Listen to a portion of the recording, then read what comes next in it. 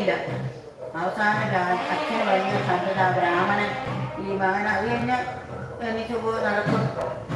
നടക്കാൻ പറഞ്ഞാൽ നടക്കും. ഭക്ഷണം കൊണ്ടുകൊടുത്താൽ തിന്നും, അല്ലെങ്കിൽ തിന്നില്ല. ഇങ്ങനായി സങ്കടം സഹിക്കാൻ വയ്യാതെ എന്തായി ഈ ബ്രാഹ്മണൻ അങ്ങ് മരിച്ചു. മരിച്ചപ്പോൾ അന്ന് കാലത്ത് സതിയപ്പാണുണ്ട്. ഭർത്താവ് മരിച്ച ഭാര്യ. ഇപ്പം 2 ഭാര്യയുള്ള കാരണം രണ്ടാമത്തെ ഭാര്യ വിചാരിച്ചു ഞാനങ്ങ് മരിച്ചേക്കാം. കാരണം ഞാൻ ഇരുന്നിട്ടും എനിക്ക് ഇവരെ ഈ ഏട്ടന്മാരൊക്കെ നോക്കണ്ടേ, അത് പറ്റില്ല. ഞാൻ മരിച്ചേക്കാം.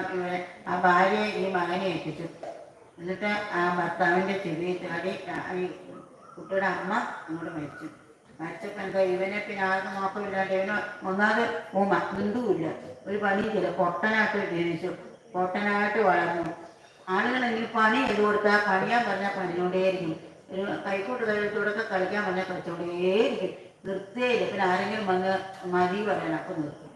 അല്ലെങ്കിൽ ഭക്ഷണം കൊടുത്താൽ കഴിക്കും, കൊടുത്തില്ലെങ്കിൽ കഴിക്കേയില്ല. അങ്ങനെ പിന്നെ നിത്യനിവൃത്ത നിമിത്ത സ്വഭാവ ശുദ്ധ വിശുദ്ധ ആനന്ദ സ്വാത്ത്. ഇങ്ങനെ ഭക്ഷണം കിട്ടിയാലും ശരി, കിട്ടിയില്ലേലും ശരിയില്ല, എപ്പോഴും സന്തോഷം. നല്ല തടിയുണ്ട്. ഭക്ഷണം കഴിച്ചാലും ശരി, ഇനി നല്ല സാധനമൊന്നും ആരും കൊടുക്കുകയില്ല. കൊടുക്കുന്നത് കേടുന്ന സാധനങ്ങൾ മാത്രമേ കൊടുക്കുകയുള്ളൂ.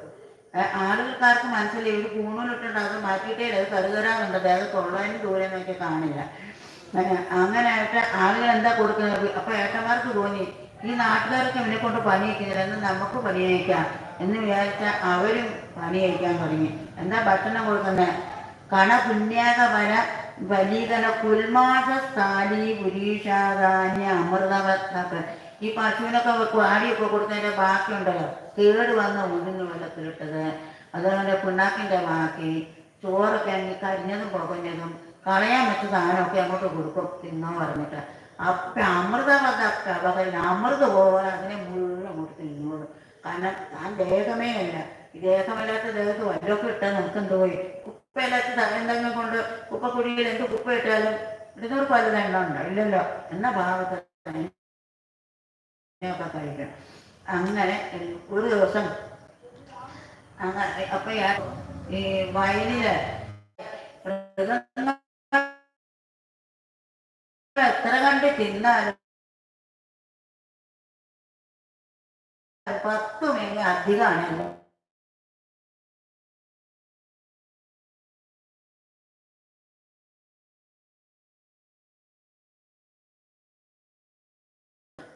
പിന്നെ കുട്ടികളൊന്നുമില്ല. ഒരു മനുഷ്യനെ ബലി കൊടുത്ത കുട്ടി ഉണ്ടാവും പറഞ്ഞിട്ട് ഒരു വീട്ടിൽ കൊണ്ടുപോയി അവിടെ കൊടുത്ത് നിറയെ ചോത്രകൾ സദ്യ കൊണ്ടിട്ടേ ഇല്ല.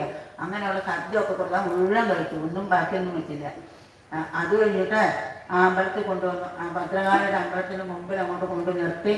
ആ ബ്രഹ്മതേജസ് ആ വിഗ്രഹത്തിൽ ഇങ്ങോട്ട് അങ്ങോട്ട് അടിച്ചപ്പോൾ എന്താണ്, ആ ഭദ്രകാളിക്ക് ആ വിഗ്രഹത്തിൽ ഇരിക്കാൻ പറ്റുന്നില്ല, കിട്ടുകിട്ട പറിക്കാൻ തുടങ്ങി. ഇവിടെ എങ്കിൽ വാദ്യങ്ങളും ഘോഷങ്ങളും ദേവി ഇപ്പോൾ വരും പറഞ്ഞിട്ട് ദേവി വേഗം നടത്തിരിക്കാന്ന് വാദം കൊണ്ട് തള്ളിത്തുറന്ന് വിഗ്രഹത്തിൽ ചാടി എഴുന്നേറ്റുകൊണ്ട് ആ വാളങ്ങോട്ട് ആ കഴിച്ചു വെച്ചിരിക്കും. ഇനി ഇങ്ങനെ വെട്ടണം, അത്രേ വേണ്ടുള്ളൂ. ആ വാളിങ്ങോട്ട് കൊണ്ടുവന്നിട്ട് ആദ്യം ആ ബലി കൊടുക്കാൻ വന്ന ആളെ കെട്ടിമുടിച്ചു. പിന്നെ അതിൻ്റെ കൂടെ വന്നിട്ട് കഴിച്ചു. പിന്നെ കുട്ടികളുടെ ഒക്കെ കഴുത്തങ്ങോട്ട് വെച്ചു. കാലുകൊണ്ട് പന്ത് കളിയില്ലേ, ആ കാലം കൊണ്ട് ചാടി കളിക്കാൻ തുടങ്ങി. അങ്ങനെ അങ്ങോട്ട് ചാടി കൊള്ളിട്ട് ആ രക്തമൊക്കെ പടപടാന്നങ്ങോട്ട് കുടിച്ച് ആർത്ത് വിളിച്ച് ഇങ്ങനെ ബഹളങ്ങളൊക്കെ നടക്കുകയാണ്. തൻ്റെ നേരായി ഈ നമ്മുടെ ജഡഭരതനുണ്ടല്ലോ, ഒന്നും സംഭവം പേടിയില്ല, സംഭവമില്ല. എന്നെ എന്തിനാ രക്ഷിക്കുന്നത്? ജഡഭരൻ്റെ മുമ്പിൽ 4 ചാട്ടമൊക്കെ ചാടി ഭദ്രകാളി.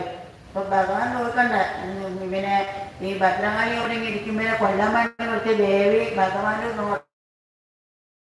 നോക്കി, എന്താണ് എൻ്റെ ഭാവം, എൻ്റെ ഭക്തനെ കൊല്ലിക്കാൻ പോകണോ എന്നിങ്ങനെ ഒന്ന് നോക്കിയതുകൂടെ ഭദ്രകാളിക്ക് വേണ്ടി എനിക്ക് പറഞ്ഞില്ല. ചാട്ടി വന്ന് എല്ലാം കഴിച്ചു. എന്നാലും ഭഗവാൻ ഇപ്പം എങ്ങനെ ഉണ്ടായിരുന്നു എന്നെ നിർത്തിച്ചു. 2 പേരും കൂടെ ഉള്ളിൽ കയറിപ്പോയി എന്നാ പറയുന്നത് ഈ കഥ. ഇത് വന്നിട്ട് ഭരതനൊന്നും ഭാവിക്കാത്ത പോലെ തൻ്റെ ആ മാടത്തിൽ വന്നിരുന്നു. അതാണ് ഭാഗവത പരമഹംസന്മാർക്ക് എന്ത് ആപത്ത് വന്നാലും അവർക്ക് എന്ത് കുലുക്കമില്ല. ഭഗവാൻ നമ്മളെ രക്ഷിച്ചോളും, രക്ഷിക്കണമെങ്കിൽ രക്ഷിച്ചോട്ടെ, എനിക്കൊരു ബന്ധമൊന്നുമില്ല എന്ന ഭാവത്തിൽ അങ്ങനെ നമ്മൾ നിൽക്കുകയാണെങ്കിൽ നമുക്കൊരർത്ഥം. പക്ഷെ നമുക്ക് വിശ്വാസം കൂടെ